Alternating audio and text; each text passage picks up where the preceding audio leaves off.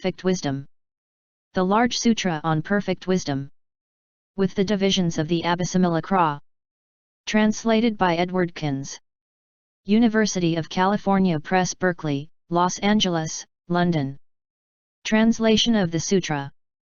Chapter 46. Exposition of the own being of all dharmas. Subsequent cognition of the path. The absence of relishing. Subhuti. How, O Lord, should a bodhisattva, a great being who is a beginner, train in the perfection of wisdom and the other 5 perfections? The Lord. Here, subhuti, a bodhisattva, who is a beginner and who wants to train in the perfection of wisdom and the other 5 perfections, should tend, love, and honor the good spiritual friends, who explain to him this deep perfection of wisdom, as follows. Come here, son of good family, whatever gift you may have given, whatever morality you may have guarded, to whatever wisdom you may have developed, all that, having made it common to all beings, do dedicate to the supreme enlightenment. But do not misconstrue the supreme enlightenment as form or as any other skandha. Do not misconstrue it as one of the perfections, one of the emptinesses, 2. The knowledge of all modes. And why? For the skandhas, when not misconstrued, reach in all knowledge which is also not misconstrued. Nor should you produce any longing for the skandhas, 2. A bodhisattva's special way of salvation, 2. The supreme enlightenment. And why? Because all these are not worth longing for. And why? Because all dharmas are empty of own being. The marks of activity. Subhuti. Doers of what is hard are the bodhisattvas, the great beings who, when all dharmas are empty of own marks, strive for the supreme enlightenment and want to fully know it. The Lord. So it is, subhuti, so it is. And yet, subhuti, although they have known all dharmas as like a mock show or a dream, they, bodhisattvas, the great beings, have set out towards the supreme enlightenment for the benefit and welfare of the world. So that they can become a shelter for the world, a refuge, a place of rest, the final relief, islands, torchbearers, caravan leaders, and light bringers, and leaders of the world. He brings benefits. How then has a bodhisattva, who wants to fully know the supreme enlightenment, set out for the benefit of the world? Here the bodhisattva liberates beings from the 5 places of rebirth, and places them on the shore where there is nothing to fear, into the safety of nirvana. He brings ease. And how has the bodhisattva set out for the world's ease? Here the bodhisattva, the great being who wants to fully know the supreme enlightenment, liberates beings from physical ills, mental sadness, and despair, and places them on the shore where there is nothing to fear, into the safety of nirvana. He gives shelter. And how does the bodhisattva who wants to fully know the supreme enlightenment, become the world's shelter? He protects beings from all the sufferings which belong to samsara. He demonstrates dharma so that these sufferings might be forsaken, and he leads the beings who have heard that dharma gradually to nirvana through the 3 vehicles. He gives refuge.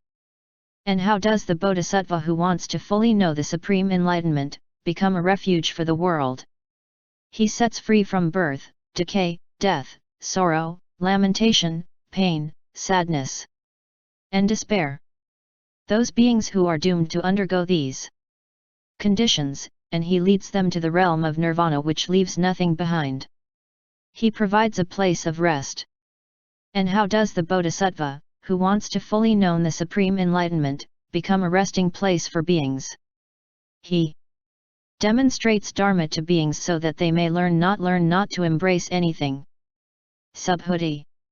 How does the non-embracing of all dharmas come about? The Lord. The non-embracing of form, 2.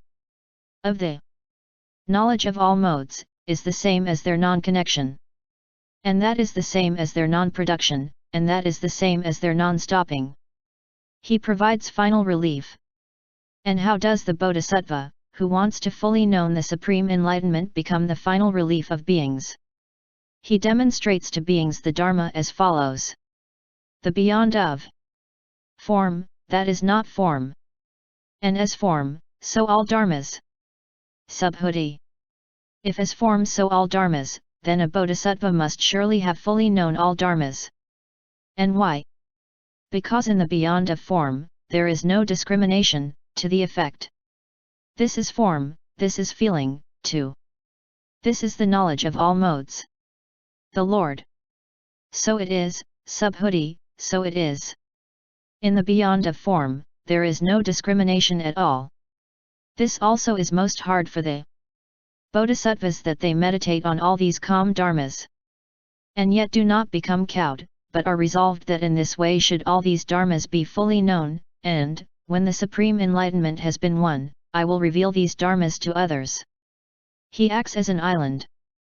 And how does the bodhisattva, when he has fully known the supreme enlightenment, become the world's island? Islands are pieces of land limited all round by water, in rivers or great oceans. Just so form is limited at its beginning and end, and so everything up to the knowledge of all modes. By this limitation of their beginning and end are all dharmas circumscribed. And this limitation of all dharmas at their beginning and end is the calm quiet, the sublime. That which really is, emptiness, non-basis. The non-annihilation of dharma, the extinction of craving, the non-embracing, dispassion, stopping, nirvana. T is thus that the bodhisattva, when he has fully known the supreme enlightenment, reveals these dharmas, so calm, so sublime. And how does the bodhisattva, when he has fully known the supreme enlightenment, become a torch-bearer of beings, a light-bringer to them? He reveals to beings the true meaning associated with the four means of conversion, and establishes them in it. And how does the bodhisattva, when he has fully known the supreme enlightenment, become a caravan leader to beings? He points out to beings who have set out on a bad road or who find themselves at some crossroads the one single suitable path, which is conducive to purity. The transcending or sorrows and misfortunes, the going to rest of physical ills and mental sadness, the attainment of the methodically correct dharma, and the realization of nirvana. He acts as a leader.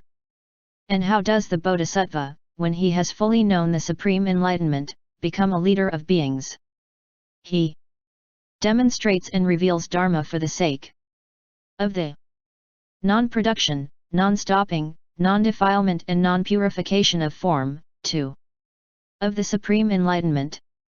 He does not turn towards anything. And how does the bodhisattva, when he has fully known the supreme enlightenment, become the resort of beings? He demonstrates dharma to beings to the effect that form is situated in space. That the emptiness of form is situated so that it has not come, it neither comes nor goes.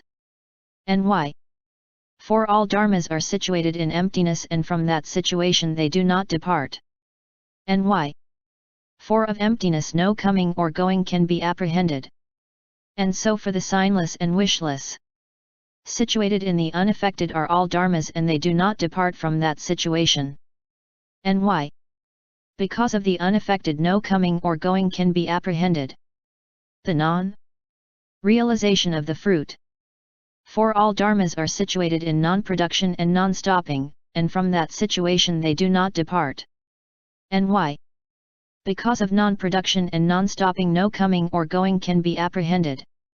And the same formula is applied to non-defilement and non-purification, dream, magical illusion, echo, reflection, mirage, firewheel, magical creation. Endless and boundless. Unrecoverable and unremovable. Non-addition and non-subtraction. For all dharmas have not come, and from that situation they do not depart. And why?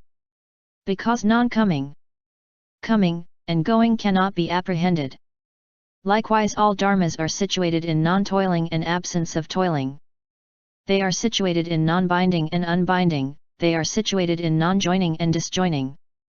They are situated in the self, and from that situation they do not depart. And why? Because absolutely a self does not exist. How could its coming and going take place? And as for the self, so for being, living soul, too. One who sees. And in the same sense all dharmas are situated in permanence, ease, the self, the lovely. And likewise in impermanence, ill, not self, and the unlovely. In greed, hate, delusion, wrong views. For an entity made by false views does not exist, how can the false views themselves take place? For situated in suchness are all dharmas, and from that situation they do not depart. And why? Because the coming or going of suchness cannot be apprehended. And so for the dharma element, the reality limit, sameness, the unthinkable element, and immobility, he becomes a means of salvation.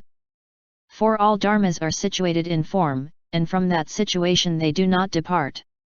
And why? Because absolutely form does not exist. How could its coming or going take place?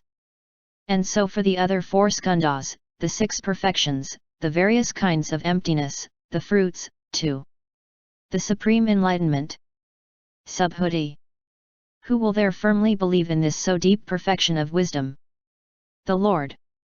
Those bodhisattvas, great beings, subhuti, who have formerly coursed in the direction of full enlightenment, who have done their duties under the jhanas of the past, have matured wholesome roots under the jhanas of the past, have honored many hundreds of thousands of nyotas of kotis of Buddhas, and have been taken hold of by the good spiritual friends, they will firmly believe in this deep perfection of wisdom. The marks of own being. Subhuti, what again, O Lord, will be of those bodhisattvas, great beings, who firmly believe, who cognize this deep perfection of wisdom, the tokens, signs, and modes attributes? End chapter 46.